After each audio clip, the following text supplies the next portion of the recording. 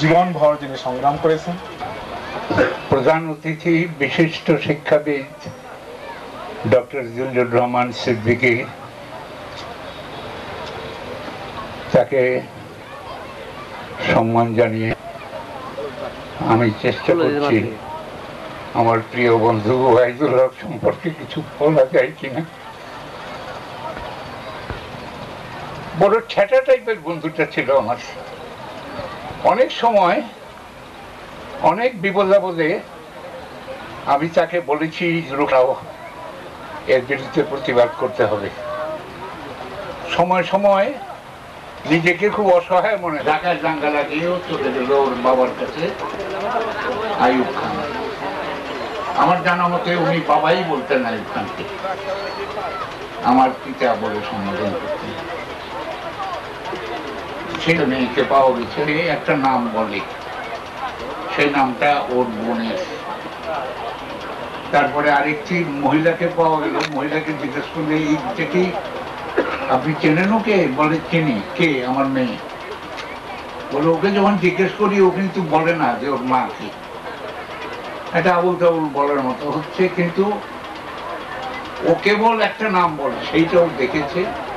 তখন থেকে ওই নামটাই ওর মুখে কেবল থাকে, ওর এই বোনটার নাম বলতে পারে। ওয়াহিদুলেরই অনেকটা এরকম হয়ে গেল, অপ্রকৃতিক। সে স্পষ্ট বলতে পারে না, ওই নামটা বলে। এরকম কতগুলি ঘটনা আছে। তো যাই হোক, ওয়াহিদুলকে এই ঘটনায় ওকে ধরে নিয়ে গেছিল পুলিশ ভ্যাগাবন্ড ক্যাম্পে। এটা দেখেছেন কেউ? যে যখন দেশে সামরিক শাসন চলে তখন নানা ধরনের উদ্ভট কাজ হয়। এরকম একটা কাজ ছিল ভ্যাগাবন্ড ক্যাম্প। রাস্তার ভিখারিদের জায়গায় ওয়াহিদুল হককে নিয়ে গেল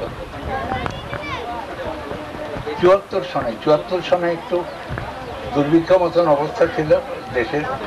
কোনো কেস আছে বা কোনো স্পেসিফিক কোনো অভিযোগ আছে এদের? সামনে থেকে আরেকজন বলল এত কথার কাছে ধরে কেউ একজন তাকে বের করে আনলো। অবস্থা খুব খারাপ, খুব প্রতিবাদ করতে হবে। একটা অন্যায় হচ্ছে, আমি তো হতে দেব না, আমার সামনে যে হতে দেব না। এই 64 সনে আরেকটা কথা ঘটনা বলি। দাঙ্গার সময় প্রেস ক্লাবে এক বাঙালি ফটোগ্রাফার ছিল, কিন্তু সে কেন্দ্রীয় সরকারের। এই মালামদের এখান থেকে তাড়ানোই উচিত। ওয়াহিদুল হক কিন্তু মাত্র 5 ফুট লম্বা। ওর কাছাকাছি আমাদের আরেক বন্ধু আছে মুর্তজা বশির, ও এতখানি লম্বা। কিন্তু ওয়াহিদুলকে লোকটাকে লাফ দিয়ে উঠে একটা চর মারল। এটা আমাদের সামনে দেখা। তারপর দেখলাম লোকটা সেই প্রেস ক্লাবের মেম্বারশিপ, ওইটা নিয়ে নিজের নামটা কেটে চলে গেল। ওরা করে অপচয় করে সে একটা অপরাধীকে, একটা বদমাইশ লোককে সাহায্য করলো। বদমাইশ চড়াতাম অনেক রকম। আমি এই অঞ্চলে জুয়া খেলা বন্ধ করে দিয়েছিলাম একবার, এবং খুব কঠোরভাবে সেটা বন্ধ করেছিলাম, মারপিট করে। ওয়াহিদুল মারপিট করতো না, ওকে আমি একবারই দেখছিলাম ওই চর মারতে, কিন্তু আমাকে মারপিট করতে হতো এই জুয়ারিদের জন্যে। নানা রকমের প্রতিশ্রুতি আদায় করে ওদের ছাড়তাম। ওই 64 সনের দাঙ্গা কয়েকটা অঞ্চল দিয়েছে, কারণ শনিবারে হাটে খবর পাওয়া গেছে কামরঙ্গীর চর থেকে। কারণ ওরা কোনো শব্দ করতো না, ওরা চুপচাপ পাহারা দিত। ওইখানে চলে গেল আমাদের এই শোভাযাত্রাটা, চুকে গেল। একটা ঐক্য ছিল। তো এই কারণেই হোক, যে কোনো কারণেই হোক, আমরা উভয় খুব ঘনিষ্ঠতা অনুভব করতাম অসংখ্য রকমের। যেমন আমাদের জানাশোনা পরিবার আছে, সংখ্যালঘু পরিবার, যে পরিবারের মেয়েরও বাঁচতে পারেনি, রক্ষা করতে পারেনি। এরকম একটা জায়গায় মেয়েটির নাম হলো পূর্ণিমা, ভালো সুস্থ ছিল, তখন তার গায়ে হাত দিতে পারেনি। কিন্তু হয়তো উপস্থিত থাকলেও পারতাম না, কারণ আমি খুব দুর্বল। এইটা নিয়ে আমাকে ক্ষমা করো। এই অবস্থার খবরটা শুনে ওয়াহিদুল হক পরদিন আবার কার কাছ থেকে 10,000 টাকা নিয়ে ছুটলো, ওই মেয়েটাকে দেবে এবং ওই দিনটাকে সে কিছুটা কাজ করে খেতে পারবে বাকি জীবন। তো যাই হোক, ম্যাট্রিক পাস করার পরে ওদের কলেজে ভর্তি করে দিয়েছিল ওয়াহিদুল হক, বোধহয় টেকনিক্যাল কলেজে তেজগাঁ।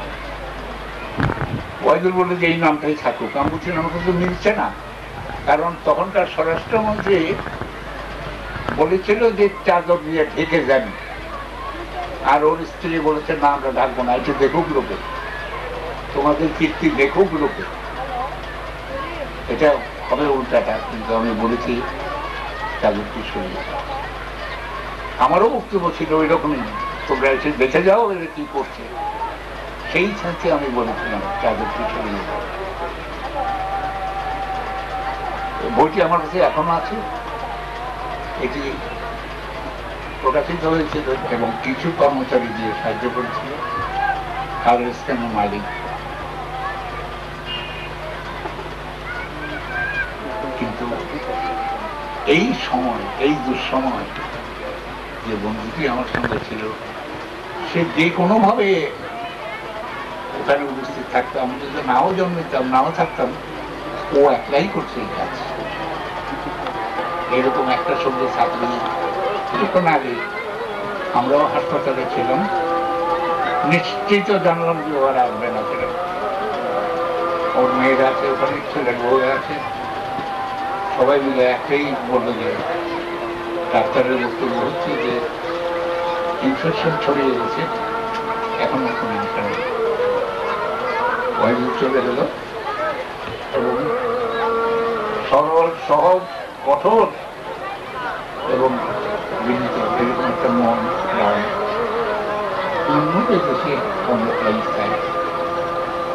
মানুষ আরো জন্মাবে, কিন্তু এরকম মানুষ কখন জন্মে, ক্ষণ জন্ম।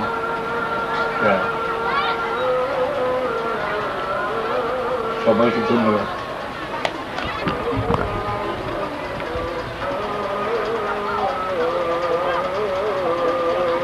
বড় পরিচয় ওনার, উনি একজন মুক্তিযোদ্ধা,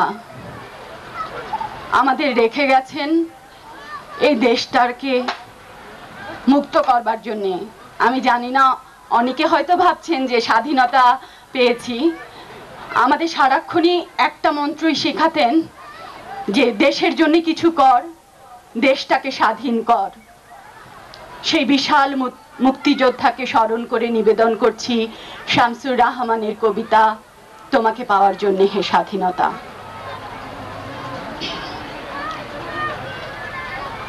তোমাকে পাওয়ার জন্য আর কতবার ওরের বুকে জলপাই রঙের ট্যাঙ্ক এলো, দানবের মতো চিৎকার করতে করতে তুমি আসবে বলে হে স্বাধীনতা। ছাত্রাবাস বস্তি উজাড় হলো, রিকয়েললেস রাইফেল আর মেশিন গান কই ফোটালো যত্র তত্র। তুমি আসবে বলে ছাই হলো গ্রামের পর গ্রাম। তুমি আসবে বলে বিধ্বস্ত পাড়ায় প্রভুর বাস্তু ভিটার জন্য আর কতবার ভাসতে হবে রক্ত গঙ্গায়, আর কতবার দেখতে হবে খান্ডব দাহন। স্বাধীনতা তোমার জন্য এক থুরথুরে যার ফুসফুস এক উল্টোকার তপগুলি আর রাইফেল কাঁধে বনে জঙ্গলে ঘুরে স্বাধীনতা। পৃথিবীর এক প্রান্ত থেকে অন্য প্রান্তে জ্বলন্ত ঘোষণা, তোমাকে আসতেই হবে। আমাদের এই প্রিয় ব্যক্তিত্ব,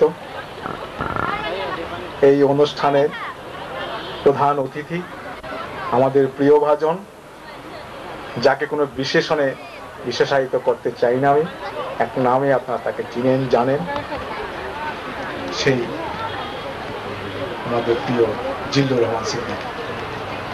আজকের প্রধান অতিথি জনাব জিল্লুর রহমান সিদ্দিকী।